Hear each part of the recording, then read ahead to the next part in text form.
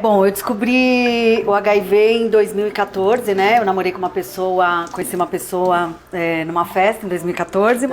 Saía muito, acho que eu tinha 30 anos, 30 anos na época, né? A gente namorou por pouco mais de 1 ano e meio. E aí ele foi ficando doente, teve primeiro uma pneumonia, depois teve uma segunda pneumonia. E aí, como ele era fumante, eu achei que era normal. Na segunda pneumonia que ele teve, ele foi piorando. Depois ele teve que ser entubado. E aí teve, acho que um certo momento, assim, que a família viu que ele não ia mais acordar mesmo, né? Eles me falaram, a mãe dele me chamou e falou, olha, Thaís, o hospital tá sempre cheio, né? Sempre lotado, a gente nunca pôde conversar, sempre estão seus amigos aqui e tudo mais. Mas na realidade o que ele tem é AIDS. E aí, nossa, meu mundo caiu, né? Porque muitas pessoas perguntam assim, nossa, como que foi a sua reação quando você descobriu, quando você pegou o exame, né? Só que pra mim, não foi quando eu peguei o exame que eu descobri, né? Eu descobri quando a mãe dele me contou, porque quando a mãe dele me contou, eu tinha certeza que eu tinha, né? Porque a gente transava sem preservativo, né? Eu achava que ele era meu namorado, nunca me passou pela cabeça pedir exames pra ele. E eu tinha uma visão muito estigmatizada do HIV e da AIDS, né? Então eu achava que era algo super distante de mim, super bobagem, né? Então eu fui num posto de saúde que você faz o teste, você fura o dedinho, sai o teste, sai o resultado bem rápido, sim. Eu fiz esse teste de 15 minutinhos e aí, obviamente, quando eu peguei meu resultado, deu positivo, né? No meu caso, eu descobri com uma pessoa no estágio terminal da AIDS, né? Então, quando eu peguei o exame, eu tinha uma sensação de, gente, eu vou morrer assim também, né? E aí, tava muito pesado pra mim ir no hospital. Era uma pessoa que eu gostava, que tava comigo, que eu vivi 1 ano, que estava ali no leito de morte, de uma doença super pesada. E aí, eu não aguentava mais ir no hospital. E aí eu falei para os meus amigos, falei assim, ai gente, eu quero ir pra praia, esparecer um pouco, eu não vou mais no hospital, vou lá me despedir. E aí eu passei pela cama dele, assim, ele já tava bem mal, assim, passei pelo pé dele. E aí ele tava desacordado já, entubado, com a máquina fazendo quase todo o trabalho da respiração, assim. Eu falei, olha, no ouvido dele, eu te desculpo, peguei meu exame. Nem te desculpo, né? Porque não foi culpa dele, né? Só, eu também nunca me cuidei. Mas assim, eu te perdoo, a gente não vai conversar nessa vida sobre isso. Então, faz sua passagem, vai em paz. E em outro momento a gente conversa, né? Nesse plano a gente não vai se falar mais. E aí, quando eu saí do hospital, ele morreu, né?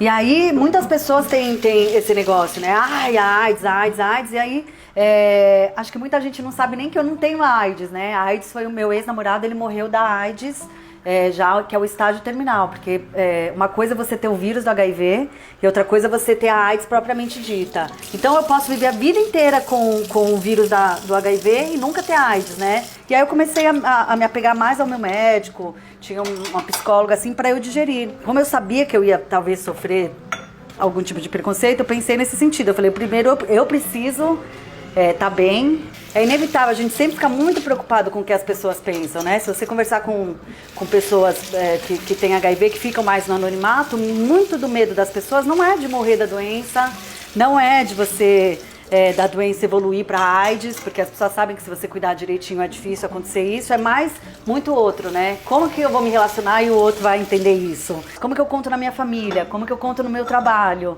Sempre a preocupação é com o outro, né? E aí, no marketing da Sony eu conheci, eu trabalhava lá e eu conheci o Rodrigo que trabalhava lá na Sony, a gente era amigo na época, a gente começou a sair na mesma turma, e aí eu fiquei com o Rodrigo uma vez e eu tinha um pensamento assim, que era, eu acho que ele não merece estar comigo, ou ele merece estar com uma menina saudável, uma menina melhor do que eu, ou ele não merece, eu não quero envolver ele nessa minha história e tudo mais. Tinha umas preocupações assim, que era uma super bobagem, porque se você pensar, ele que tem que decidir isso, né, não eu.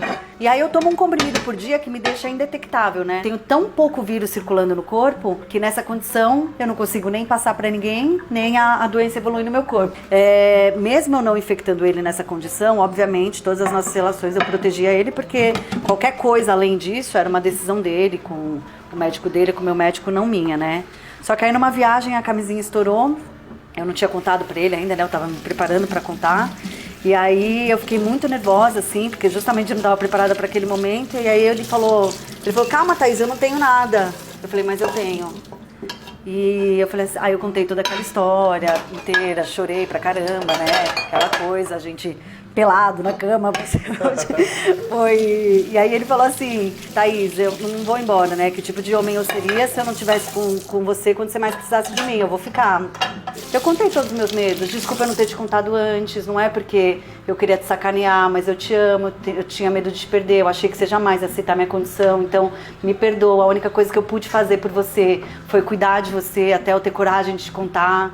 E você tomar essa decisão de ficar comigo ou não, mas eu acho que eu fiquei postergando isso, porque eu queria viver mais um dia isso que a gente estava vivendo, que eu estava gostando muito, então você me perdoa, foi muito difícil pra mim, o cara acabou de morrer, entendeu? Aí eu falei tudo numa boa, assim, de peito aberto, então acho que também por isso que ele teve essa reação.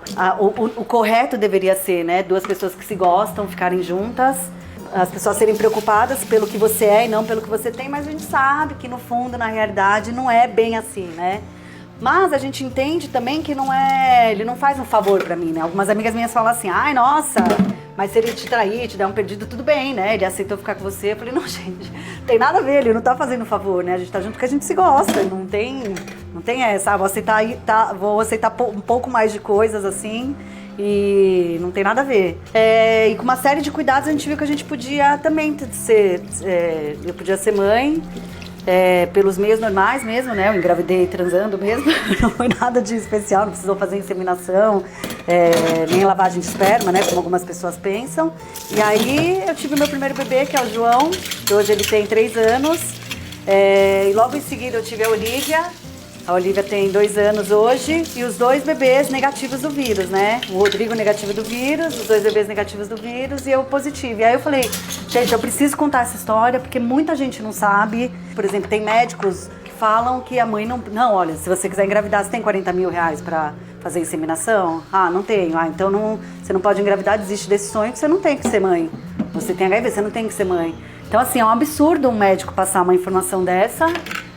Às vezes eu falo algumas coisas, as pessoas falam assim, você banaliza o HIV, então vamos ter AIDS, todo mundo. Eu falei, não, gente, não é isso que eu falo. Eu quero dizer que é possível viver e viver numa boa. Gente, se você acha que você não quer ficar comigo porque você acha que você vai me beijar e você vai pegar, você acha isso, eu não é assim. Ah, eu não quero ficar com você porque eu não quero te contratar, apesar de ser uma super profissional, porque eu não quero na minha empresa isso. Você que acha isso, tá errado. Eu sei que não é assim, né? Então, eu sei, o Rodrigo sabe, que é meu marido, as crianças sabem, minha família sabe, meus amigos sabem, então não me importa muito mais, assim, o que todo ódio. Lá nos anos 80 fizeram uma propaganda, né, da peste gay, a doença dos meninos gays, e não desfizeram ao longo dos anos. Então, muita gente ficou com essa visão na cabeça da promiscuidade, que é uma grande bobagem, né? Não tem a ver, quando a gente falava de grupo de risco, existe grupo de risco, né? Existe comportamento de risco. E comportamento de risco se resume a quem faz sexo, entendeu? Se você transa, eu sendo mulher, eu sendo jovem, eu sendo mais velho. E as pessoas têm essa visão, né? Se um menino hétero, por exemplo, pega e fala, ai, coitado, né? Que barra, né? Você foi se infectar. Mas a mulher também, né? Você foi transar com todo mundo. Tem essa visão ainda que é muito pesada.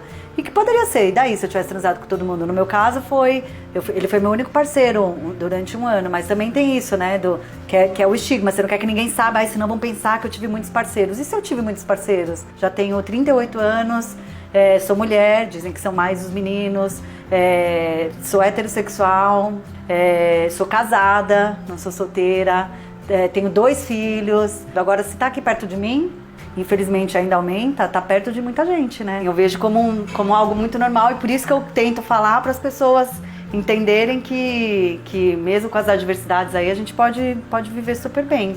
Oi! Oi! Esse é o João Olivia, dá tchau! Tchau! Tchau e um beijo!